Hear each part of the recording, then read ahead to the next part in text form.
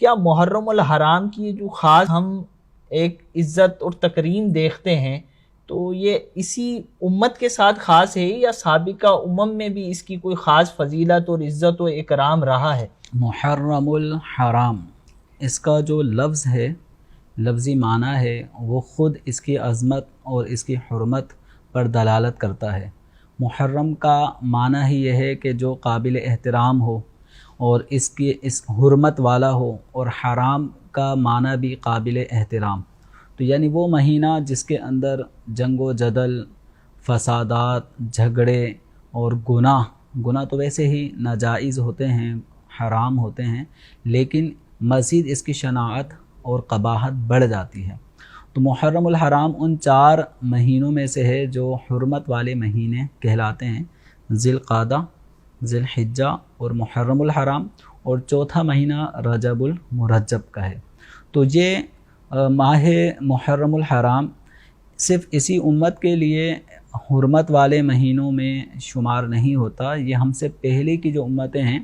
وہ بھی اس مہینے کی، اور اس مہینے کے ساتھ ساتھ بالخصوص جو 10 محرم الحرام کا دن ہے اس کی اہمیت ان پر بھی آشکار تھی، اور اس کی اہمیت کو وہ بھی تسلیم کیا کرتے تھے۔ جیسے احادیث کریمہ میں نبی کریم صلی اللہ تعالیٰ علیہ وآلہ وسلم نے حضرت سیدنا آدم علیہ السلام کی پیدائش کا ذکر فرمایا کہ وہ جمعۃ المبارک کے دن ان کی پیدائش ہوئی۔ تو اگر ہم اس بات میں مزید غور کریں کہ یہ جمعہ کا دن کون سا تھا، تو یہ ہمیں معلوم ہوتا ہے کہ وہ جمعۃ المبارک کا دن 10 محرم الحرام کا دن تھا۔ اسی طرح حضرت سیدنا ابراہیم علیہ السلام کی پیدائش یہ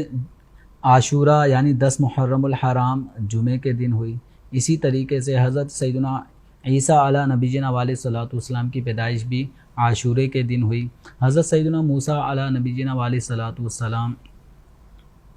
کو اور آپ کی قوم کو فرعون اور اس کے لشکریوں سے نجات ملنے والا دن بھی یہ 10 محرم الحرام جسے عاشورہ کہا جاتا ہے، یہی وہ دن تھا۔ اور جب نبی کریم صلی اللہ تعالیٰ علیہ وآلہ وسلم مدینہ منورہ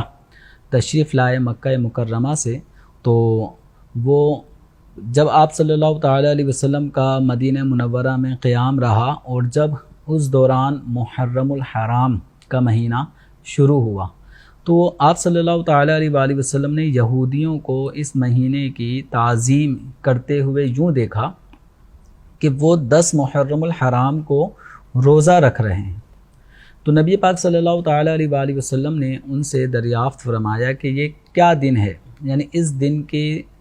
یہ عظمت اظہار جو کر رہے ہو، جس کی عظمت کا روزہ رکھ کر، اس کی کیا وجہ ہے؟ تو ان یہودیوں نے نبی کریم صلی اللہ تعالیٰ علیہ وآلہ وسلم کو بتایا کہ یہ عاشورہ 10 محرم الحرام وہ دن ہے کہ اس دن میں اللہ تبارک و تعالیٰ نے حضرت سیدنا موسیٰ علیہ السلام اور آپ کی قوم بنی اسرائیل کو فرعون اور اس کے لشکریوں سے نجات عطا فرمائی۔ اسی دن فرعون بما اپنے لشکر کے غرق ہوا۔ تو حضرت سیدنا موسیٰ علیہ نبینا علیہ السلام نے اس پر شکر خداوندی کے خاطر 10 محرم الحرام کو روزہ رکھا۔ تو ہم بھی موسیٰ علیہ السلام کے اس طریقے پر عمل کرتے ہوئے، یعنی بنی اسرائیل، اہل کتاب، یہودی، یہ اس دن روزہ رکھ کر اس موسیٰ علیہ السلام کے عمل کی گویا اتباع کر رہے ہیں۔ تو نبی پاک صلی اللہ تعالیٰ علیہ وآلہ وسلم نے فرمایا انا احق بموسیٰ منکم۔ بعض روایات میں نبی کریم صلی اللہ علیہ وسلم نے صحابہ کرام علیہم رضوان کو بھی فرمایا کہ تم ان یہودیوں کے مقابلے میں موسیٰ علیہ السلام کے زیادہ قریب ہو، اور ان کے اس عمل کو اپنانے میں، اس کی اتباع کرنے میں تم ان یہودیوں کے مقابلے میں زیادہ حق رکھتے ہو کہ موسیٰ علیہ السلام کے اس عمل کی اتباع کرو۔ تو نبی پاک صلی اللہ تعالیٰ علیہ وآلہ وسلم نے خود بھی 10 محرم الحرام کو روزہ رکھا، اور اپنے اصحاب کو بھی روزہ رکھنے کا ارشاد فرمایا۔ اور یہ مضمون بخاری شریف میں بھی موجود ہے، مسلم شریف میں بھی موجود ہے، اور نبی پاک صلی اللہ تعالی علیہ وآلہ وسلم نے اپنی امت کو اس بات کا بھی حکم ارشاد فرمایا کہ 10 محرم الحرام کو روزہ رکھنا ہے، لیکن 10 تاریخ سے پہلے ایک دن کا روزہ رکھ لو یا 10 تاریخ کے بعد ایک دن کا روزہ رکھ لو۔ تو بعض روایات میں 10 تاریخ سے پہلے اور 10 تاریخ کے بعد بھی روزہ رکھنے کا ذکر ہے۔ تو یوں اگر روایات پہ اوور آل نظر کی جائے، مضامین احادیث سے یوں سامنے آتے ہیں کہ بہتر یہ ہے کہ 9، 10، 11 ان 3 دنوں کا روزہ رکھ لیں، ورنہ 9 اور 10 یا 10 اور 11 کو روزہ رکھیں۔ اور اگر کوئی شخص صرف 10 محرم الحرام کو ہی روزہ رکھتا ہے تو بھی اس کا یہ عمل حضرت سیدنا موسیٰ علیہ السلام کی اتباع میں اور نبی کریم صلی اللہ تعالی علیہ وآلہ وسلم کی اتباع میں، کہ آپ علیہ السلام نے بھی موسیٰ علیہ السلام کے اس عمل کو جاری رکھا، اور شکر خدا بندی کا ایک طریقہ اپنی امت کو یہ بھی تعلیم فرما دیا کہ جب اللہ تبارک و تعالی مصائب و آلام سے، مشکلات سے کسی بندے کو نجات عطا فرمائے تو وہ دن، وہ یوم نجات، وہ ایک شکر خدا بندی کا ایک دن ہوتا ہے۔ اس کو اگر بندہ منانا چاہے ہر سال، یاد رکھ کر شکر خدا بندی کا ایک ذریعہ بن جاتا ہے یہ دن منانا، تو یہ عمل آپ صلی اللہ تعالی علیہ وسلم نے جاری فرمایا۔ تو اب اگر کوئی 9 اور 10 ان کو روزہ رکھتا ہے تو بہتر عمل ہے، یا 10 اور 11 محرم الحرام کو روزہ رکھتا ہے، یہ بھی اس کا عمل بہتر ہے۔ یہ روزے رکھنا 10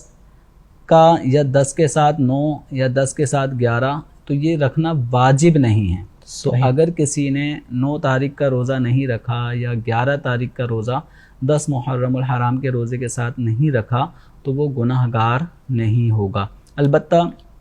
9 تاریخ کا روزہ 10 کے ساتھ یا 10 کا روزہ 11 کا روزہ 10ویں روزے کے ساتھ رکھنا، یہ یہودیوں سے ایک طرح کی مخالفت کرنے کے لیے آپ صلی اللہ تعالی علیہ وسلم نے ارشاد فرمایا تھا کہ ایک طرح موسیٰ علیہ السلام کے اس عمل کی پیروی اور اتباع بھی اس امت میں آ جائے، لیکن کہنے کو یہ نہ رہے کہ ہم بھی روزہ رکھتے ہیں اس دن، تم بھی مسلمان اس دن روزہ رکھنے لگ گئے۔ تو ساتھ ہی ساتھ روزہ بھی رکھنا ہے اور ایک مخالفت بھی کرنی ہے کہ ہم 9 کا بھی رکھیں گے اور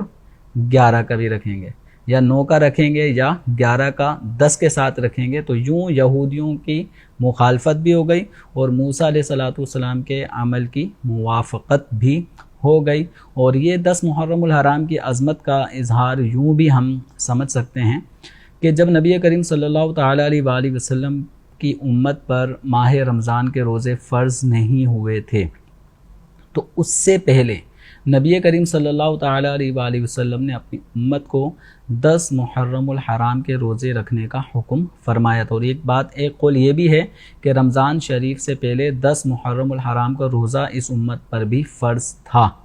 بعد میں ماہ رمضان المبارک کا روزہ جب فرض ہوا تو 10 محرم الحرام کے روزے کی فرضیت کا حکم منسوخ ہو گیا، البتہ اس کا استحباب اور یعنی مستحب ہونا، بہتر ہونا اب بھی حکم باقی ہے۔